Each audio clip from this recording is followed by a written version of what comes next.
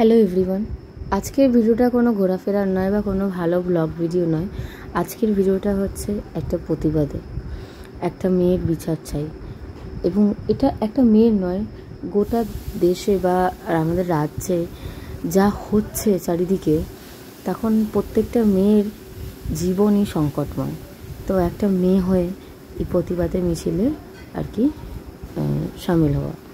তো এই শ্যামবাজার চত্বরেই সেরাম থ্যালাসেমিয়া বলে একটা প্রতিষ্ঠান আছে, ওখান থেকে মানববন্ধন হয়েছিল 4 তারিখে।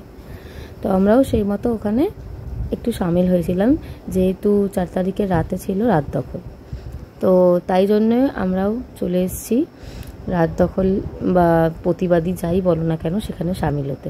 প্রত্যেকটা নাগরিকেরই উচিত এখন এই যে ঘটনাটা হয়েছে আরজিকরকে জুড়ে, আরজিকরকে কেন্দ্র করে, এটার একটা বিচারের দাবিতে পথে নামা।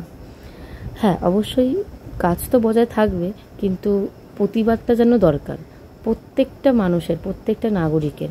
আর চারিপাশে মেয়েদের যে সংকটময় জীবন হয়ে উঠেছে, মেয়েরা ফ্রিলি আর বাইরে বেরোতে পারছে না, কাজে ফিরতে পারছে না। তারা কেন কাজ করবে না? অনেক তো এমনও মেয়ে আছে যাদের কাজ করলে তাদের সংসার চলে। আর পুরুষ মহিলা উভয়েরই কাজ করা উচিত। দেখো, আমাদেরও দোকানের লাইটটা নিভিয়ে সমর্থন জানাতে হয়েছে, কারণ 9টা থেকে 10টা সব জায়গার লাইট নিভাতে বলেছিল। ওই দিককারও লাইট কিন্তু নিভানো আছে। আর এখানে দেখো কি সুন্দর মোমবাতি জ্বালিয়ে আর কি মিছিলে সামিল হয়েছে সবাই। আমি কিন্তু এতক্ষণ ওখানে জ্বালিয়েছিলাম, যাদের মোমবাতি নিভে যাচ্ছিল আমি কিন্তু জ্বালিয়ে তাদের সাহায্য করেছি। এবং আরেকটু পরেই আর কি কিছুটা কাজ গুছিয়ে শ্যামবাজার 5 মাথার দিকে যে রাত দখল ছিল সেই প্রতিবাদী মিছিলে আমরা সামিল হয়েছি। আর এই যে এখানে দেখো উই ওয়ান্ট জাস্টিস চেয়ে সবাই মিলে সাইন করছে। তো সেখানে এই প্রতিবাদের একটা সেরাম থ্যালাসেমিয়া থেকে প্রতিবাদের একটা অংশগ্রহণ করতে পেরে আমরাও কিন্তু সাইনটা করে দিয়েছি। কেন সবাই, এবং আমরা তো অবশ্যই প্রত্যেকটা নাগরিক, প্রত্যেকটা বাবা মা, প্রত্যেকটা ভাই বোন, দিদি, যারা যেমনই আছে সবাই চায় কিন্তু বিচার। এবং শুধু যে বিচার চায় ওই মেয়েটির নয়, দিদিটির নয়, প্রত্যেকটা মেয়ের সুরক্ষা চায়। প্রত্যেকটা মেয়ে যাতে ফ্রিলি অবাধে ঘুরতে পারে, কাজ করতে পারে, কাজের প্রতিষ্ঠান, কাজের জায়গাটা যাতে সেফ থাকে। শুধু কাজের জায়গা না, প্রত্যেকটা জায়গায় যেন মেয়েদের স্বাধীনতা থাকে।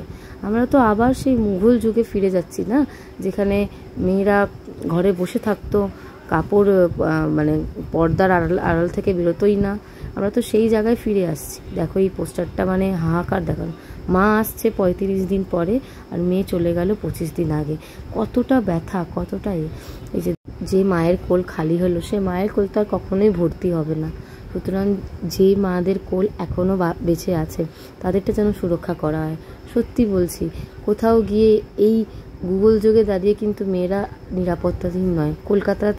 কলকাতাটাও কিন্তু এখন সেফ নয়।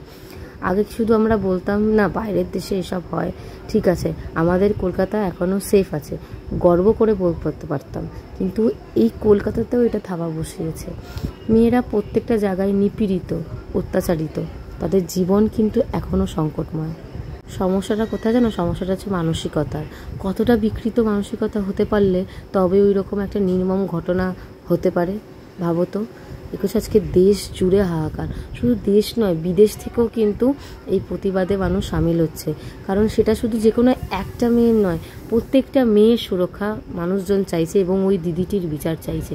সেখানে কাকিমাও কিন্তু সাইন করে প্রতিবাদে একটা অংশ নিল।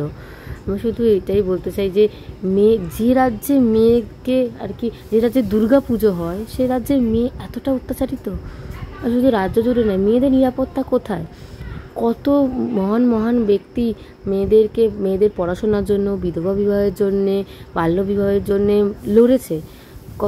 কত কিছু করার পর, কত যুদ্ধ, কত কষ্ট সহ্য করার পর আমাদের দেশ স্বাধীন হয়েছে এবং মেয়েরা নিজেদের মতন করে একটু জীবনটা বাঁচতে পারছে। আর সেখানে যদি মেয়েদের সুরক্ষাটাই না থাকে, তাহলে তো সেই কোনো মানেই থাকছে না স্বাধীনতার। একটা কথা জানো কি তোমরা? দ্রৌপদীর বস্ত্র হরণ বা দ্রৌপদীর সম্মান হরণের জন্যে কিন্তু কুরুক্ষেত্রের যুদ্ধ হয়েছিল, মহাভারত হয়েছিল। সীতার হরণের জন্য কিন্তু রামায়ণ হয়েছিল। এটা কিন্তু আমরা পুরাণ থেকে শিক্ষা পাই। সুতরাং স্বাধীনতার জন্য যে আমরা এতটা লড়েছি, এত রক্ত বইয়েছি, কী লাভ যেখানে মেয়েদের স্বাধীনতাই নেই, মেয়েদের নিরাপত্তা নেই, মেয়েদের সুরক্ষা নেই? কী লাভ এই স্বাধীনতার বলো দেখি?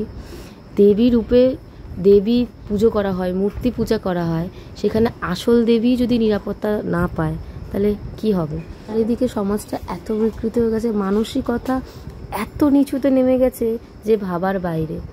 আজ অনেক দিন হলো মেয়েটি বিচার পায়নি, সেই বিচারের দাবিতেই কিন্তু লাখো লাখো লোক পথে নেমেছে। বিশ্বাস অবশ্যই পাবে। মেয়েদের তিলোত্তমাদের বিচার চেয়ে আজকে লাখ লাখ লোক পথে নেমেছে। বিচার নিশ্চয়ই পাবে, এটা আমি আশা রাখছি, অবশ্যই পাবে। তবে মেয়েদেরকে সম্মান ভালোবাসা দিলেই তবেই কিন্তু একটা সুন্দর সমাজ গড়ে উঠবে। এই যে মনে হয় তিলোত্তমা দিদির বাবা মা এসছে, একটা ভিডিও আমি ছেড়েছি আমার চ্যানেলে, তোমরা চাইলে গিয়ে এই চ্যানেল থেকে গিয়ে দেখতে পারো। দেখেছো কত ছোট ছোট বাচ্চা বাচ্চা মেয়েরা মিছিলে নেমেছে, প্রতিবাদে নেমেছে। সেটাই বলবো, we want justice, justice for RG Kar, we demand justice.